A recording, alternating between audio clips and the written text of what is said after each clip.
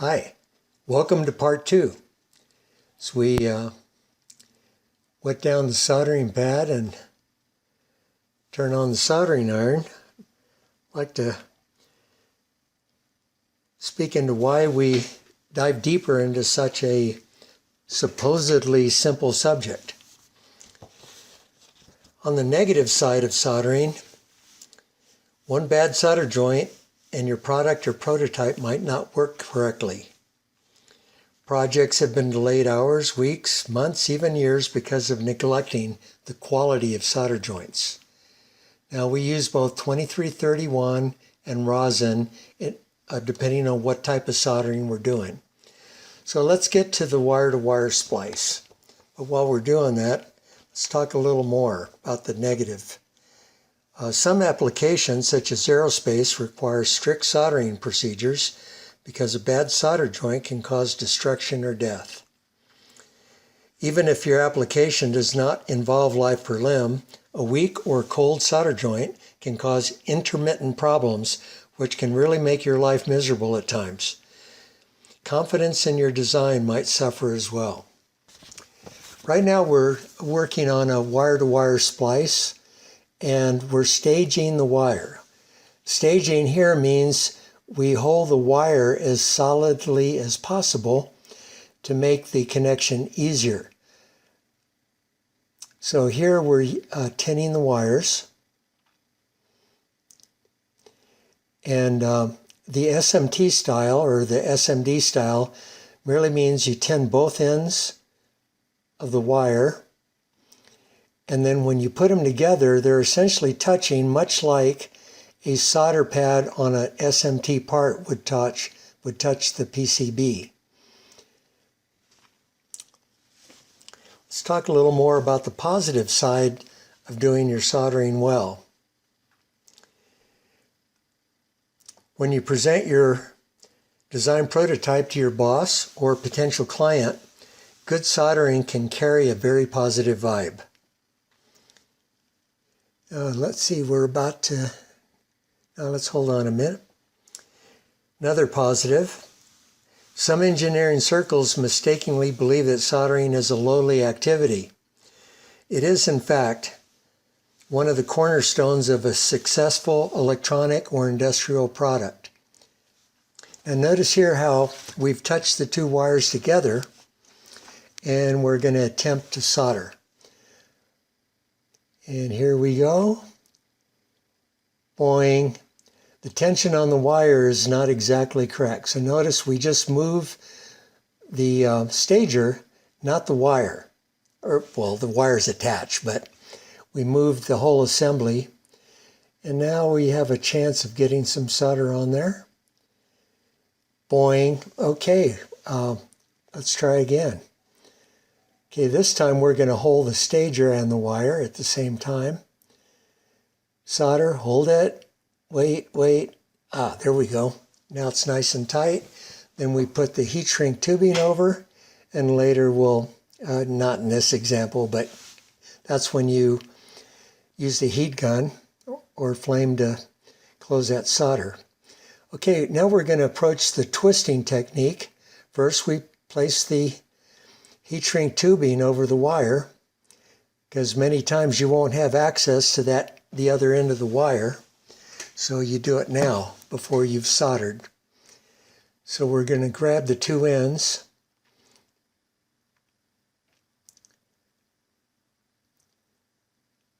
twist them together, try to get a good tight twist. Now we're going to solder that twist.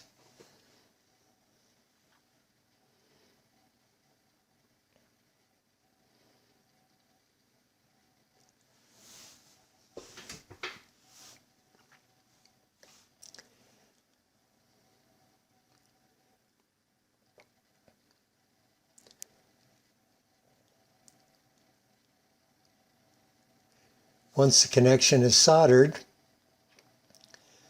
then notice we're going to pull the two wires apart, and this splice will tend to go parallel to one of the wires. So what you do is you mesh it down even more to make as tight a connection as possible, and then you put your heat shrink over, and then of course later on you'd shrink it. Now, wire-to-wire interlacing is a little more difficult because what you're trying to do is you're interdigitating. You are, in a sense, like fingers on your hands coming together and intertwining. So we're trying to get the little tiny wires to embed within each other, kind of like a rope. So sometimes you have to jiggle around. In this particular case, I'm lining up a magnifier, seen on the left vaguely, so I can see these things. And then you wiggle the wires around between the two sides of the wires, and notice how they're starting to mate. There we go. There they go in. Now you grab each end, a slight twisting motion. What you want is a nice parallel, interdigitated connection. Now, when you bring the soldering iron up, what you want to do is make a little pool. Let's see, let's depict that. With your soldering iron,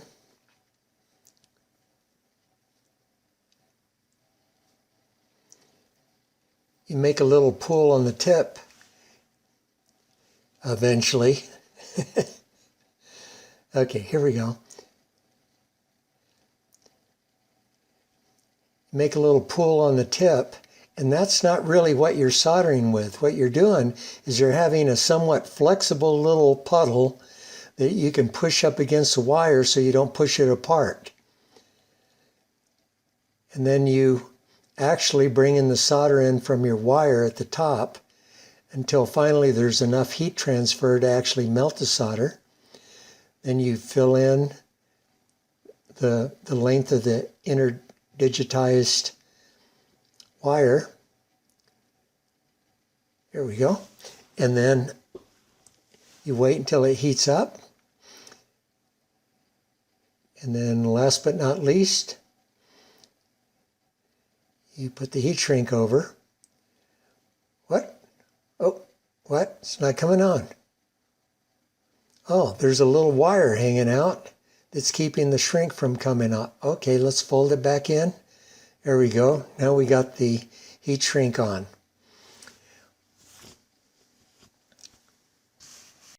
Now let's talk a little bit about wire to printed circuit board. Wire to PCB. There's a few things to keep in mind. One is when you design your circuit board, you want to make sure that the hole is large enough in the PCB to match the diameter of the wire. Sometimes when you're preparing a wire, you may want to tin it, and the tinning action will actually add to the diameter of the wire. So you want to make sure that this diameter right here of your hole, your drilled hole in your PCB, is large enough to accommodate that. Also, you want to consider strain relief, which circuit boards that are under pressure or have a lot of mechanical action, you don't want these wires vibrating in the wrong moment. In other words, in a way where ultimately the wire is going to break. So there's different ways to create strain relief. You can look up strain relief and find out more about that. Another thing too is when you design your circuit boards, notice that on these boards there's no silkscreen legend. So the parts aren't marked. It's an older board made with those old style where you used to have a 4-to-1 light table with clear vellum, and you would design with blue and red masking tape. Anyhow, there's no excuse now to not mark your parts and label your wires.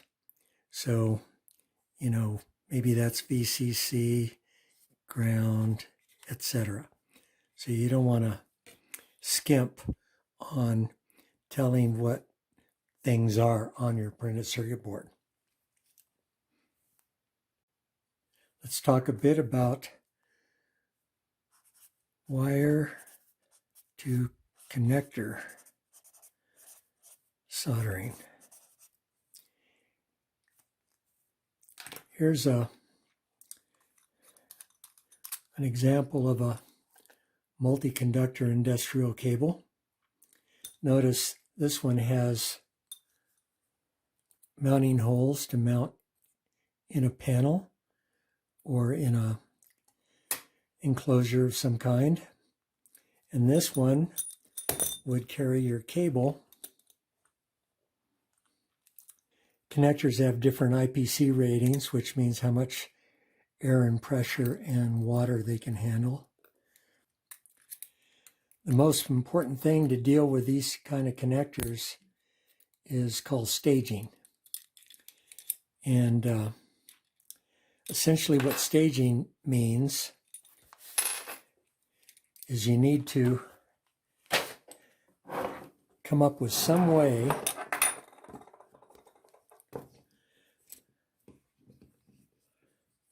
of holding a connector solidly while you solder.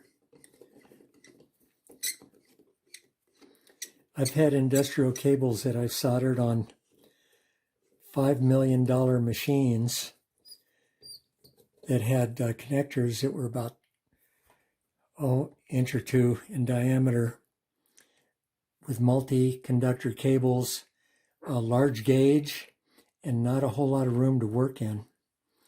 And so what you would do is essentially create a vise setup like this, but on the industrial floor, and to hold that connector still. Then in addition to that, you would have yet another device. So imagine that there's a wire coming through here, big heavy gauge wire. You would want to be able to bolt that down or clamp it down steady so that ultimately you could take one wire at a time and connect and solder them into your connector in a pattern. And that's beyond the scope of this video, but keep in mind that you have to stage your work if you're going to have an accurate wire to connector joint. Let's get to the other side of this connector.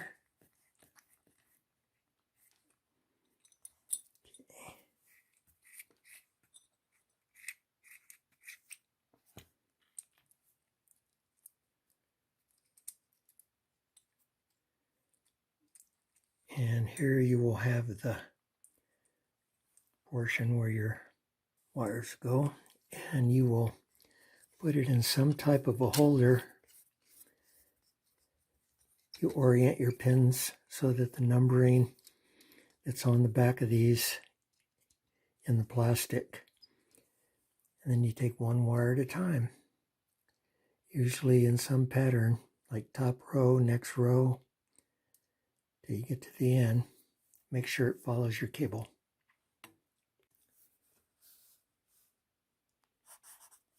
PCB to PCB. With a lot of the latest modules that are available, you can actually have a printed circuit. Let's see if I can get a little more light on that.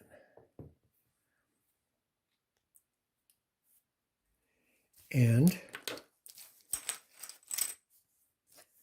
the integrated circuit is actually a module which is on a printed circuit board, such as, wait for it, this Bluetooth module. So this Bluetooth module has a circuit board that has these, what they call castellation. And that is used, let's see, focus.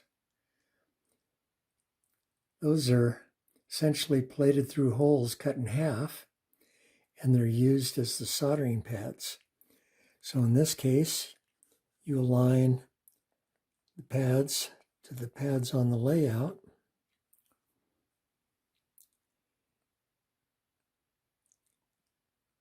As such, and then solder them down. And in this case, you may not want to use 2331, though I'm finding out about this chip, or rather this module. And so the first one I soldered with regular Flux solder core, rosin core solder. So again, staging, sometimes it helps to have a little backstop of sorts to hold things in position as you're soldering things down so that they don't move quite as much. You can also use a little bit of double-sided tape if that helps.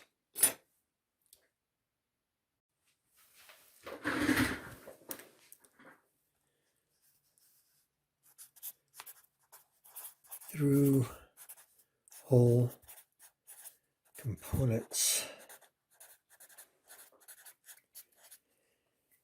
There's a couple important issues with through hole. Let's start with, so here's the circuit board, here's the pad, here is the lead coming up through the board. Where do you place the soldering tip? Well, the answer is right here. You want to place the soldering tip at the junction of the pad and the lead. That way you'll heat up both of them at the same time. Now the next question is, where do you put the solder? You put the solder on the opposite end. Now why is that? By putting the solder at the opposite end, that means that you have to heat up the lead and the pad, and by the time the heat gets over here, you have an even heat distribution all around the pad and the lead, and that makes for a pretty good solder joint. And again, you'll know that you have a good joint because you'll have a meniscus. And the joint probably will be shiny depending on what type of solder you have. Let's see what else is important here. Another advantage of heating on this side and melting on this side is that sometimes you have on your printed circuit board, you actually have a pattern here that's could be completely solid copper, but it's a plane of some type, and that will absorb heat from the soldering iron. Like say this pad is connected to ground, a ground plane. So by putting your solder on this end, you're also indicating that you've heated up all the area that needed to be heated up in order to get the heat high enough at this particular pad. And that'll save your bacon.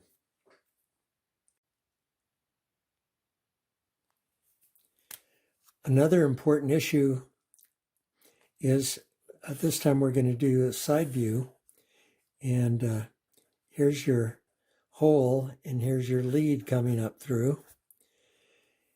So your meniscus again is going to look like that.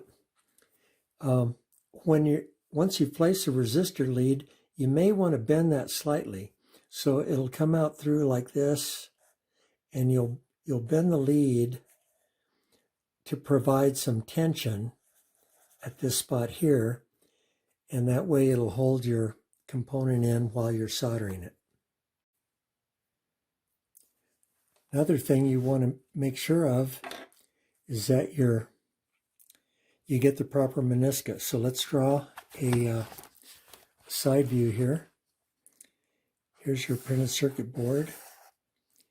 Here is the hole exaggerated. And here is your lead of your part poking through. when you have a proper solder joint, the solder is going to flow and it will create this meniscus that's clearly observable. You'll know that your solder joint has gone wrong if you ball the solder. So it shouldn't be looking like that. Now, it's an important thing to know that with this type of connection, and you spot this, a lot of times you can just reheat it by putting the tip right there and let that, you can literally watch that blob go down into a meniscus. Then you know you got it. Now what happens if you leave the blob, you get what is known as a cold solder joint. The crazy thing about cold solder joints is that electrically you think it's connected, but it's not. And this gets down to crazy things that go on the ionic layer and bonds and things that I don't really understand. But I can tell you I've seen the results. A cold solder joint will give you some of the weirdest intermittent problems. And I've seen people take hours, days, weeks, and sometimes that people is me. During my career, I've done that to myself, and that's why I'd like to emphasize a little bit on the importance of making good solder connections.